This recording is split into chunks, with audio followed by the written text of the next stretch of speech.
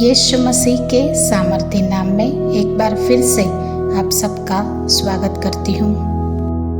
आज का हमारा विषय है जैतून के पहाड़ पर यीशु की प्रार्थना। तब यीशु अपने चेलों के साथ गतसमनी नामक एक स्थान में आया और अपने चेलों से कहने लगा, यहीं बैठे रहना जब तक मैं वहां जाकर प्रार्थना करूं। और वो पतरस और याकूब और यूहन्ना को अपने साथ ले गया और बहुत ही अधीर और व्याकुल होने लगा और उनसे कहा, मेरा मन बहुत उदास है, यहाँ तक कि मैं मरने पर हूँ। तुम यहाँ ठहरो और जागते रहो। फिर वो थोड़ा और आगे बढ़कर मुंह के बल गिरा और यह प्रार्थना की, हे मेरे पिता, यदि हो सके तो ये कटोरा मुझसे टल जाए, तो भी जैसा मैं चाहता हूँ वैसा नहीं, परंतु जैसा तू चाहता है वैसा ही हो।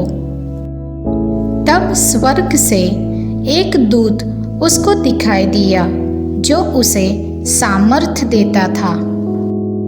वो अत्यंत संकट में व्याकुल होकर और भी हार्दिक वेदना से प्रार्थना करने लगा और उसका पसीना मानो लहू की बड़ी बड़ी बूंदों के समान भूमि पर गिर रहा था।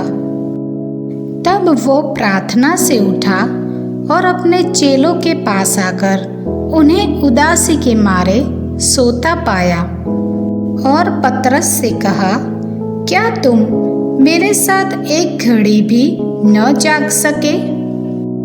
जागते रहो और प्रार्थना करो कि तुम परीक्षा में न पड़ो। आत्मा तो तैयार है परंतु शरीर दुर्बल है। फिर उसने दूसरी बार जाकर ये प्रार्थना की, हे मेरे पिता, यदि ये मेरे पिए बिना नहीं हट सकता तो तेरी इच्छा पूरी हो। तब उसने आकर उन्हें फिर सोता पाया, क्योंकि उनकी आंखें नींद से भरी थी। उन्हें छोड़कर वो फिर चला गया और उन्हीं शब्दों में फिर तीसरी बार प्रार्थना की। तब उसने चेलों के पास आकर उनसे कहा, अब सोते रहो और विश्राम करो। देखो, घड़ी आ पहुंची है और मनुष्य का पुत्र पापियों के हाथ पकड़वाया जाता है। उठो, चले, देखो, मेरा पकड़वाने वाला निकट आ पहुंचा है। वो ये कह ही रहा था कि यहूदा, जो 12 में से एक था, आया और उसके साथ प्रधान याजकों और लोगों के पुरनियों की ओर से बड़ी भीड़ तलवारें और लाठियां लिए हुए आई। उसके पकड़वाने वाले ने उन्हें ये संकेत दिया था, जिसको मैं चूम लूं वही है, उसे पकड़ लेना। और तुरंत यीशु के पास आकर कहा, हे रब्बी, नमस्कार, और उसको बहुत चूमा। यीशु ने उससे कहा, हे मित्र, जिस काम के लिए तू आया है उसे कर ले। तब उन्होंने पास आकर यीशु पर हाथ डाले और उसे पकड़ लिया। यीशु के साथियों में से एक ने हाथ बढ़ाकर अपनी तलवार खींच ली और महायाजक के दास पर चलाकर उसका कान उड़ा दिया। तब यीशु ने उससे कहा, अपनी तलवार म्यान में रख ले, क्योंकि जो तलवार चलाते हैं वे सब तलवार से नष्ट किए जाएंगे।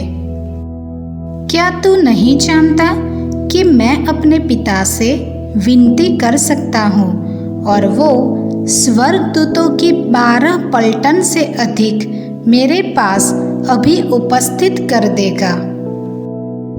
परंतु पवित्र शास्त्र की वे बातें कि ऐसा ही होना अवश्य है कैसे पूरी होगी।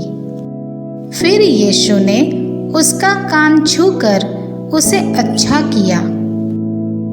उस समय यीशु ने भीड़ से कहा, क्या तुम तलवारें और लाठियां लेकर मुझे डाकू के समान पकड़ने के लिए निकले हो? मैं हर दिन मंदिर में बैठकर उपदेश दिया करता था और तुमने मुझे नहीं पकड़ा। परंतु ये सब इसलिए हुआ है कि भविष्यवक्ताओं के वचन पूरे हो। तब सब चेले उसे छोड़कर भाग गए। हमारे जीवित परमेश्वर के जीवित वचनों को चित्र सहित सुनने के लिए लाइक करें, शेयर करें और चैनल को सब्सक्राइब करें। Thank you and God bless you all. Bye bye.